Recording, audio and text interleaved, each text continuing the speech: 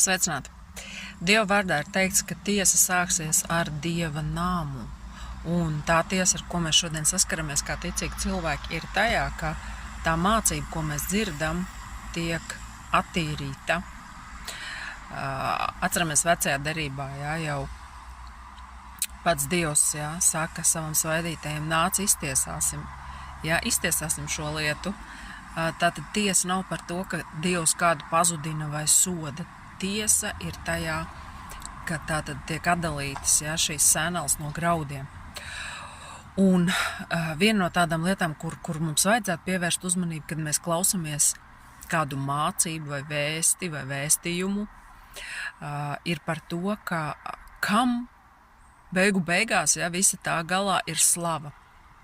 Tas tāds ļoti vienkāršs veids, kā atšķirt, jo nevienmēr ir viegli atšķirt šos vēstījumus, kas patiesībā ir tādi,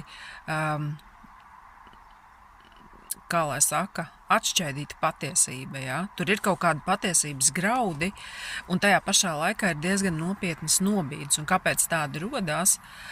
Tāpēc, ka cilvēks, kurš, piemēram, sasmeļās šo te Dieva gara spēku caur vēsti, kurā skan šis Dieva spēka koncentrācijā, kur skan tīrs Dieva vārds, viņš var būt, tā teikt, pabarots, pacelts, iedvesmots, atjaunots, stiprināts, bet nevienmēr savā domāšanā izmainīts. Un tad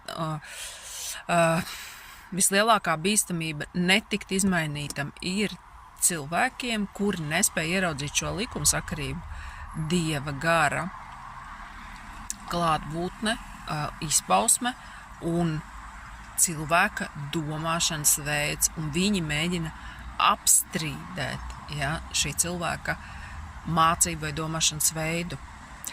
Tā palaižot garām to, ka viņi ir paņēmuši tikai šīs mācības ietekmi bez domāšanas veida, mēģinot šim ietekmes rezultātam, kas parādās tajā kaut kādā viņu iedvesmā un tādā pacelējumā vai rezultātā,